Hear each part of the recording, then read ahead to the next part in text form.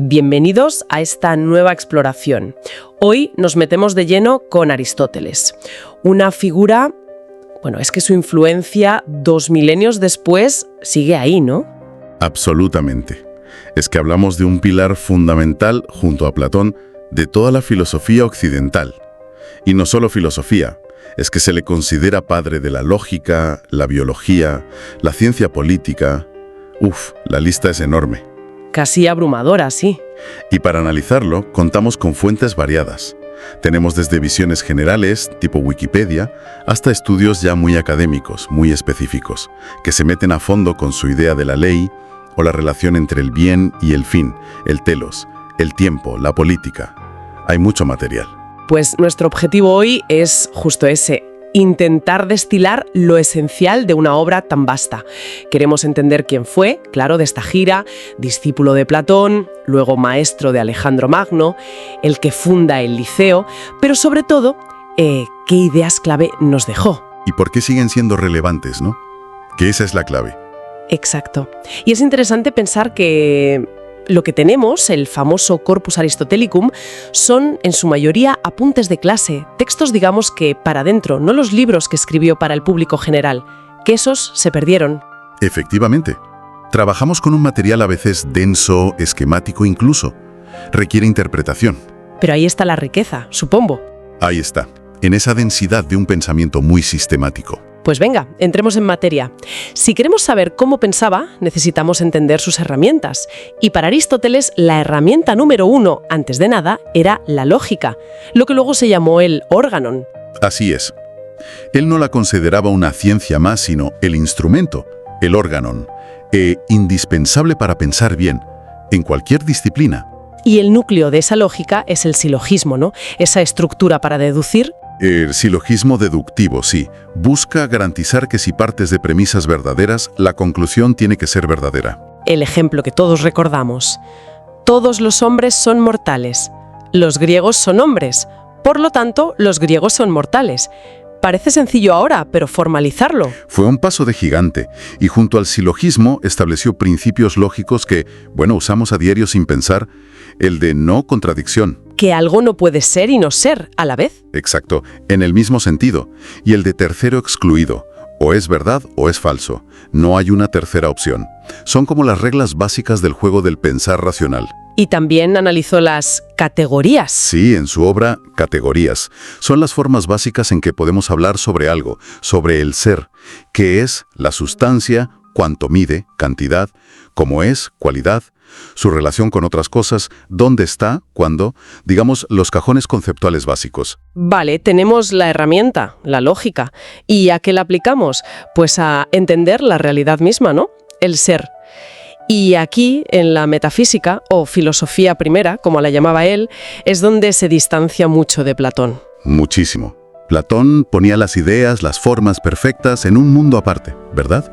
Y este mundo era solo una copia. Aristóteles, en cambio, trae esas formas del cielo a la tierra. O sea, la esencia de algo.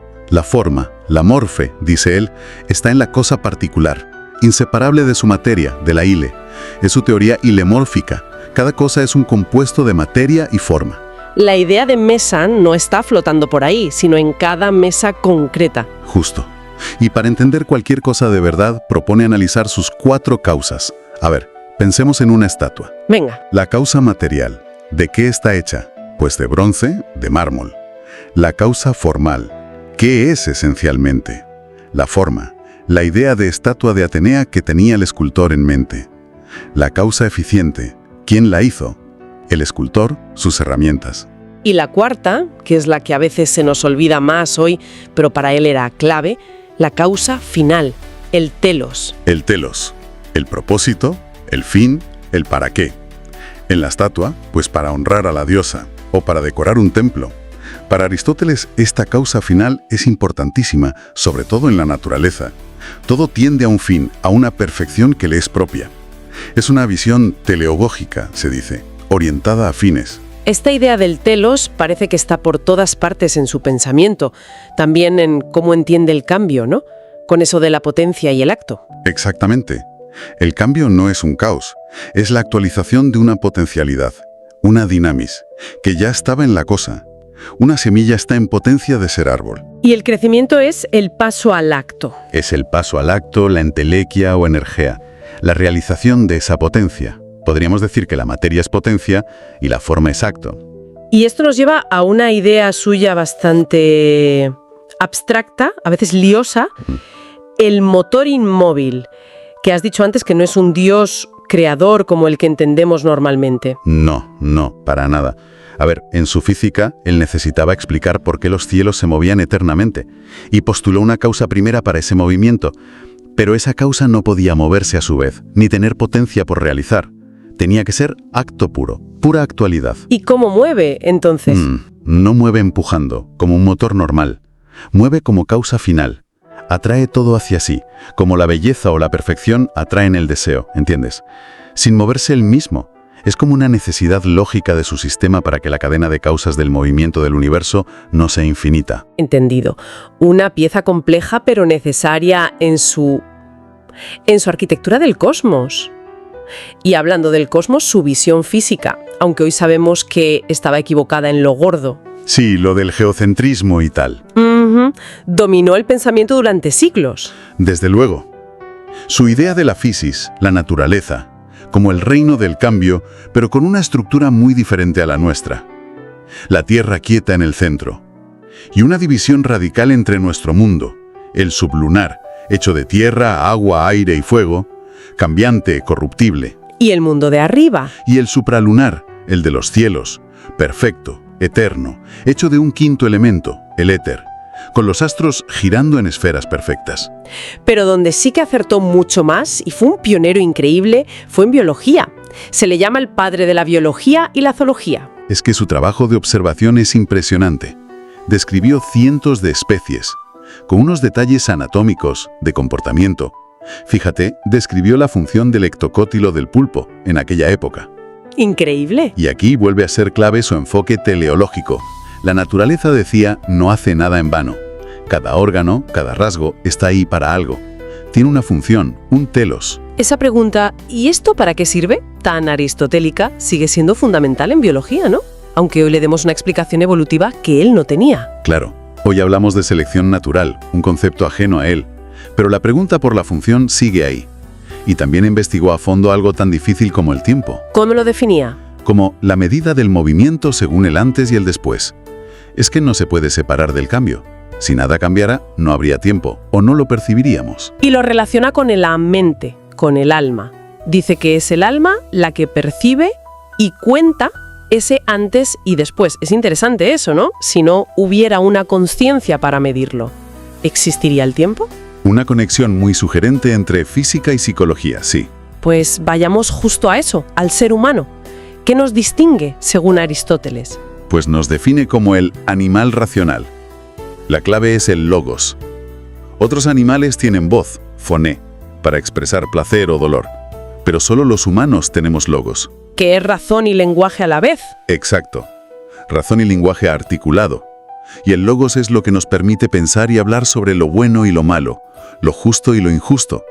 Conceptos éticos, políticos, que son la base de la vida en común. Y en su psicología distingue como funciones o partes del alma. La vegetativa, la de nutrirse y crecer, como las plantas. Sí. La sensitiva, para percibir, desear, moverse, como los animales. Ajá.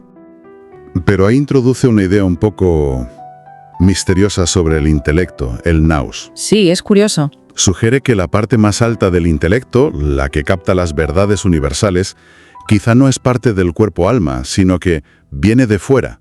Cirartén, dice él, que podría ser algo divino, inmortal. Eso choca un poco con su idea general del alma como forma del cuerpo, ¿no? Crea una tensión, sí. Es como una rendija hacia algo trascendente en un sistema por lo demás muy inmanentista, muy de este mundo. Y también tiene esa reflexión sobre las manos y la inteligencia, que no es como decía Anaxágoras. No, Anaxágoras decía que somos inteligentes porque tenemos manos. Aristóteles le da la vuelta. ¿Cómo? Dice que la naturaleza, que es sabia, nos dio manos porque somos los seres más inteligentes. Como somos los más capaces, necesitábamos la herramienta más versátil. La inteligencia es lo primero, y la naturaleza nos equipa en consecuencia. ¿Tiene sentido? Bueno, pasemos a la ética. ¿Cómo debemos vivir? Su ética Nicómaco busca responder a eso, al fin último del ser humano, Y ese fin último, ese telos humano, es la eudaimonia. que siempre se traduce por felicidad, pero decías que se queda corto. Se queda muy corto. Es más bien florecimiento humano, vida plena, vivir bien y actuar bien. No es un estado pasivo de sentirse contento, es una actividad. ¿Qué actividad? La actividad del alma conforme a la virtud, y en especial, conforme a la razón. La vida más plena es la vida guiada por la razón. ¿Y qué es la virtud para él? Porque tampoco es solo ser buena persona en plan simple. No, la virtud es un hábito, una disposición del carácter que hemos adquirido, y consiste en encontrar el término medio entre dos extremos, que son los vicios, un medio relativo a nosotros, claro. El ejemplo típico es la valentía. Exacto, la valentía es el medio entre la cobardía, que es el defecto, y la temeridad, que es el exceso. Y ese medio no es un punto matemático fijo, depende de la situación, de quién seas, y se encuentra usando la razón práctica, la frónesis. La prudencia, podríamos decir. La prudencia, la sabiduría práctica. Y también distingue entre el bien real y el bien aparente, que esto es importante. Para no liarnos persiguiendo lo que no toca. Fundamental. El bien real es lo que de verdad nos perfecciona como seres humanos racionales y nos lleva a la eudaimonia. El bien aparente es lo que deseamos por error, porque creemos que nos hará bien, pero no es así. Aquí conecta la ética con la metafísica, que vimos antes, ¿no? Sí. El bien con mayúsculas se identifica con el fin último, el telos supremo, con la plena actualización de nuestra naturaleza, con la perfección. Y la actividad más perfecta, la que da la eudaimonia más alta, para él es la contemplación intelectual, la teoría. Vale, esa es la meta individual. Pero claro, somos seres sociales. Por eso nos llama son politikon. Animal político o animal cívico, sí. No quiere decir que nos guste la política de partidos necesariamente, ¿eh? No, claro. Quiere decir que nuestra naturaleza nos lleva a vivir en comunidad, en la polis, la ciudad-estado. La polis no es un invento artificial para él. Es algo natural. Es la culminación de un desarrollo natural. La familia lleva a la aldea y la aldea a la polis. Y su fin no es solo la supervivencia o el comercio. Es posibilitar la vida buena, eusen, la vida virtuosa a los ciudadanos. Y en su libro, La política, analiza las formas de gobierno, cómo las ordena. Usa dos criterios. ¿Cuántos gobiernan? Uno, pocos o muchos, y si buscan el bien común o solo su propio interés.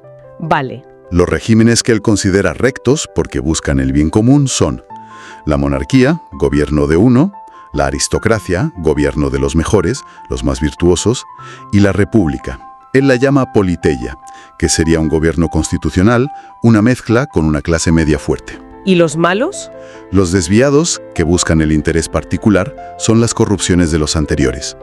La tiranía, corrupción de la monarquía, la oligarquía, gobierno de los ricos, corrupción de la aristocracia, y la democracia, gobierno de los pobres, corrupción de la politeia. Su visión de la democracia es bastante crítica, por lo menos la que él conoció en Atenas. Sí, la veía como el gobierno de la masa pobre, que fácilmente podía caer en buscar solo su interés de facción, ser inestable, llevar a la demagogia.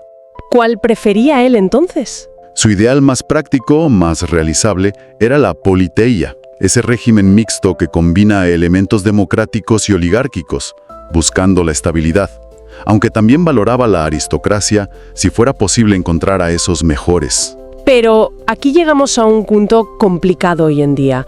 Su idea de quién podía ser ciudadano era muy limitada. Sí, ese es un aspecto que nos choca mucho, lógicamente. Excluía de la ciudadanía plena a las mujeres, a los esclavos que además justificaba diciendo que algunos lo eran por naturaleza, una idea terrible, y también a los trabajadores manuales, los artesanos, los labradores.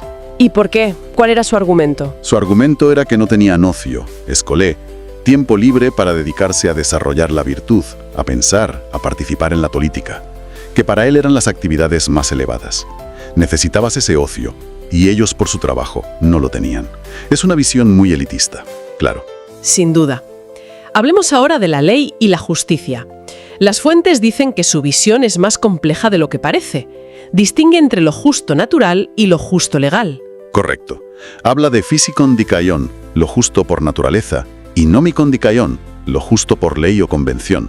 Pero cuidado, es un error muy común pensar que lo justo por naturaleza para Aristóteles era como una lista de leyes universales fijas, como pensaron luego los iusnaturalistas. Las fuentes insisten en que para él, incluso lo natural en lo humano puede variar. ¿Cómo es eso? Porque lo justo natural, aunque se basa en la razón y en nuestra naturaleza como seres sociales y políticos, no es como una ley física. El fuego quema igual aquí que en Persia, decía.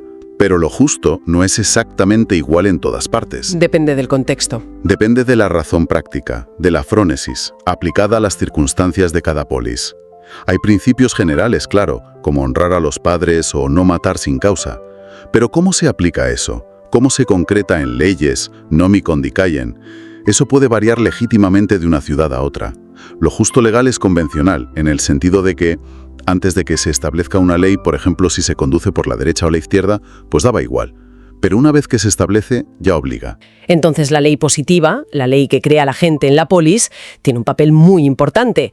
No es solo un reflejo malo de una ley ideal. Exacto. Las fuentes sugieren eso, que el derecho positivo es central. Es el puente entre los principios éticos y las necesidades políticas. No es pura arbitrariedad del poder, pero tampoco es solo sacar conclusiones de una ley natural rígida. Intenta, digamos, superar esa dicotomía simple entre positivismo y justnaturalismo. Y si la ley, como es general, resulta injusta en un caso concreto, ¿qué hacemos? Para eso está la equidad, la epieikeia. Es la capacidad de corregir la ley general, de adaptarla al caso particular, pensando en qué habría querido decir el legislador si hubiera conocido ese caso específico. No es saltarse la ley, es aplicar su espíritu de forma más justa, como una justicia del caso concreto. Una visión muy pragmática, muy pegada a la realidad del derecho. Ya para ir acabando este recorrido, un vistazo rápido a su visión del arte y de la persuasión, la poética. Sí, su análisis de la tragedia griega es fundacional. La define como mímesis, imitación, de una acción humana importante, seria, y dice que su propósito es producir la catarsis. La famosa catarsis. Una especie de purificación emocional en el espectador, que siente piedad y terror al ver la obra, pero de forma segura, vicaria. Y analiza elementos clave como la anagnosis, el momento en que un personaje descubre algo crucial. El reconocimiento. Y la peripecia, el cambio brusco de fortuna. Y dice algo curioso, que la poesía es más filosófica que la historia. Sí, porque la poesía, o la tragedia en su ejemplo, trata de lo universal, de patrones de comportamiento humano, de lo que podría pasar probable o necesariamente. Mientras que la historia cuenta lo particular, lo que pasó una vez y ya está. Interesante. Y por último, la retórica, el arte de persuadir.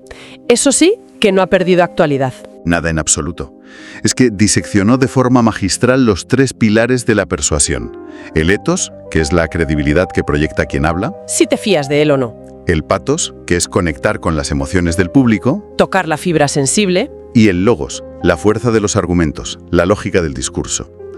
Es una tríada que, vamos, cualquier comunicador, publicista, político, la usa, sea consciente o no. Y también clasificó los tipos de discurso, el deliberativo, el de las asambleas, sobre el futuro, el forense, el de los juicios, sobre el pasado, y el epidíctico, el de las ceremonias, para alabar o criticar. Es que es increíble la amplitud.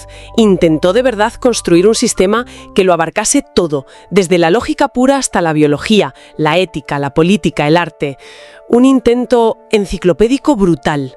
Una ambición intelectual descomunal, sí, y su legado, pues a pesar de críticas, de épocas en que se le olvidó un poco, es innegable. Y hemos dicho cómo su ética de la virtud ha vuelto con fuerza en el siglo XX, con gente como MacIntyre, Philippa Foot. Hay defensores muy potentes como Edward Feser, que dice que abandonar el pensamiento aristotélico fue un error histórico garrafal. Y hoy, con tanta hiperespecialización, esa visión suya de un saber integrado, donde todo se conecta, pues tiene un atractivo, ¿no? Sin duda. Y los ecos se oyen por todas partes, en si hay o no finalidad en la naturaleza, en la necesidad de analizar la retórica en esta era de la desinformación, en los conceptos básicos de justicia, de ley, de ciudadanía, de bien común. Seguimos discutiendo sobre las preguntas que él planteó, aunque demos respuestas distintas. Pues para cerrar, como hacemos siempre, vamos a dejar una reflexión final, inspirada en todo esto. Hemos hablado mucho de esa idea central de Aristóteles, el telos. Ese fin, ese propósito inherente hacia el que algo tiende por su propia naturaleza para alcanzar su perfección. Una visión dinámica de la naturaleza, no como algo estático, sino como un impulso interno hacia la plenitud. La pregunta que dejamos en el aire es, ¿y si intentáramos usar esa lente, esa búsqueda del propósito inherente, pero no solo para un órgano biológico o una herramienta? ¿Qué pasaría si nos preguntáramos en serio por el telos, por el fin propio de una institución compleja como, no sé, la educación o la sanidad? O de una tecnología nueva, o de una comunidad. Exacto. O de un proyecto personal nuestro, o incluso de una situación de conflicto. ¿Podría esta forma de mirar tan aristotélica, centrada en la finalidad intrínseca, ofrecernos alguna perspectiva útil, quizá inesperada, para entender mejor nuestro mundo y actuar en él de forma más coherente? Ahí queda la pregunta. Demuestra que, pasen los siglos que pasen, Aristóteles sigue siendo un interlocutor con el que merece la pena dialogar.